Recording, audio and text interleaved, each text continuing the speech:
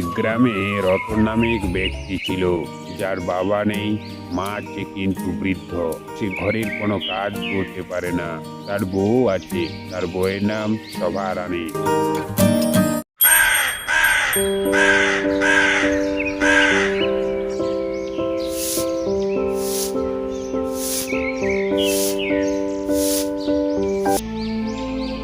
এই এই এই সারাদিন বসেই থাকবে না কোনো কাজ করতে হবে শুনি?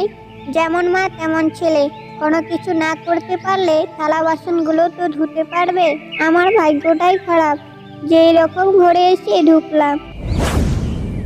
এই দেখে যা, কি হলো সকাল সকাল চিৎকার করছো বড়? ওহো, তুমি তো শুধু চিৎকার শুনতে পাও, ঘরের কাজ এতটা পড়ে আছে সেটা তুমি দেখতে পাচ্ছ না? আমাকে কি ঘরে চাকর পেয়েছো যে আমি এতগুলো কাজ একাই করব? তা তুমি করবে না তো কে করবে শুনি? আমার মা পারছিল না বলে আমাকে বিয়ে দিল, যে বৌমা এসে ঘরের সমস্ত কাজ একাই করবে। বাহ বাহ বাহ, তুমি বিয়ে করলে মানে তুমি এখন রাজা আর আমি দাসী। তুমি সিংহাসনে বসে আদেশ করবে আর আমি ঘরের সমস্ত কাজ একাই করব। দেখ গিন্নি, আলতু ফালতু গল্প না করে এতক্ষণ কাজ করলে সব কাজগুলো শেষ হয়ে যেত। অমনি অমনি চিৎকার করছিস। আমি পাগল তাই আলতু ফালতু গল্প করছি, আর তোমরা সবাই ভালো। আমি আর এই বাড়িতে থাকতে চাই না। থাক তোমার সংসার নিয়ে। এই তোমাদের মতো আমার বাড়ির লোক স্বার্থপর নয়। আমি সেখানে অনেক সুখে থাকবো, কোনো কাজ করতে হবে না। না না বৌমা, তুমি এই বাড়ি ছেড়ে কোথাও যাবে না। তোমাকে আর কোনো কাজ করতে হবে না। আমি এইবার থেকে ঘরের সমস্ত কাজ আমি একাই করব। তুমি শুধু খাবে আর যা খুশি তাই করবে। আমাদেরকে ছেড়ে যেও না বৌমা, আমাদেরকে ছেড়ে যেও না। এই এই তোমাকে আর সুন্দর সুন্দর গল্প করতে হবে না। তোমার যে হাড়ি হাড়ি কত পাপ আছে আমি সেটা ভালো করেই জানি। তোমার বেটাকে নিয়ে থাকো, আমি চললাম। হ্যাঁ হ্যাঁ, তুমি বোধহয় সীতা সতী পার্বতী আর আমার মা পাপী মানুষ। তুমি যাও যাও, তুমি ছাড়াও আমরা থাকতে পারবো। এরকম বউ থাকার চেয়ে না থাকা অনেক ভালো। তারপর রতনের বউ তাদেরকে ছেড়ে বাবার বাড়িতে চলে যায়। এই আমার জন্য, এই আমার জন্য বৌমাকে বাড়ি ছেড়ে যেতে হয়েছে। আমি এই ঘরের বোঝ হয়ে গেলাম, আমি এই ঘরের বোঝ হয়ে গেলাম। ভগবান, আমাকে কেন বুড়ো করলে ভগবান? বুড়ো হওয়ার আগে আমাকে মেরে ফেললে না কেন ভগবান? মেরে ফেললে না কেন? আমি সত্যি পাপী মানুষ, আমি সত্যি পাপী মানুষ। না মা, তুমি খামোখায় নিজেকে দোষী করো না। তুমি কতটা ভালো মানুষ আমি ভালো করেই জানি। সে কি জানে? তুমি আমার খুব ভালো মা, খুব ভালো।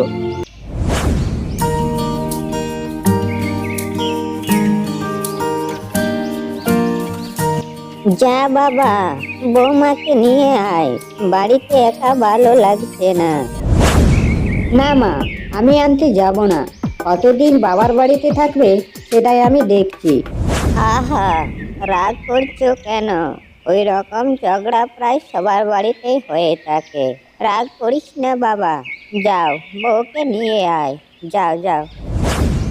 এই তুমি বলছো বলে আমাকে আর যেতে হচ্ছে, না হলে সেখানে আমি কোনোদিনও যেতাম না। তার বাবার বাড়িতে কত সুখে থাকতো সেটাই আমি দেখতাম।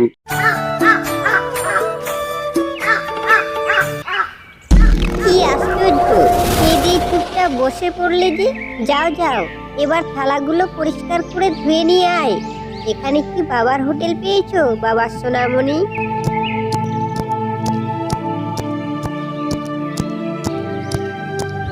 শোভা রানী যেটা ভাবছিল সেটা সম্পূর্ণ আলাদা হয়ে যায়। তাকে ঘরের সব কাজেই করতে হতো।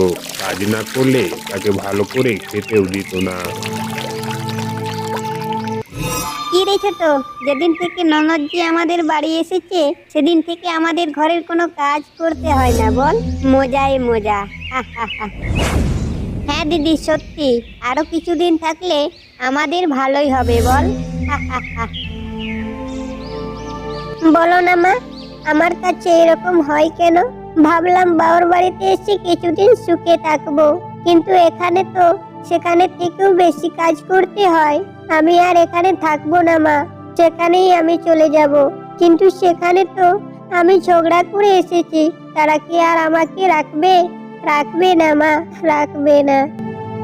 না রে মা, তারা খুব ভালো মনের মানুষ।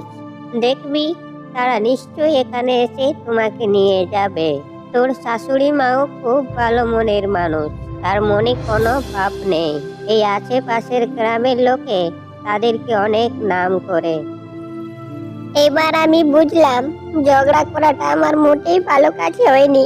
এতদিন হলো তারা কোনোদিনও আমাকে উচ্চ কথাই বলেনি, বরং আমি তাদের কাছে অনেক খারাপ ব্যবহার করেছি।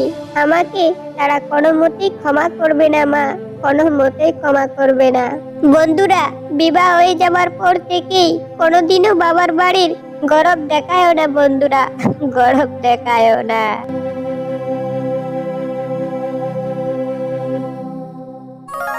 এই তো নাম করতে করতেই জামাইবাবু এসে হাজির। চলো এবার, আর কতদিন থাকবে? এখনো রাত ঠান্ডা হয়নি বুঝি? তুমি বাড়িতে না থাকায় মায়ের মন অনেক খারাপ করছিল রে, খালি বলছে যাও বৌমাকে নিয়ে আয়, যাও বৌমাকে নিয়ে আয়। এই কথা শোনা মাত্রই বাড়ি চলে আসে। বাড়িতে এসে রতনের বউ অনেক কান্না করতে লাগলো। আমার অনেক ভুল হয়ে গেছে মা, অনেক ভুল হয়ে গেছে। তোমাদের মনে দুঃখ দেওয়া আমার মোটেই ভালো কাজ হয়নি। আমাকে ক্ষমা করে দাও মা, আমাকে ক্ষমা করে দাও।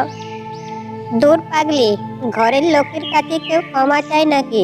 চুপ কর, একদম চুপ কর, কান্না করবি না। তুই আমার খুব ভালো বৌমা, খুব ভালো বৌমা। তারপর থেকে তাদের বাড়িতে আর কোনোদিনও ঝগড়া হতো না। তারা সবাই আনন্দেই থাকতে লাগলো।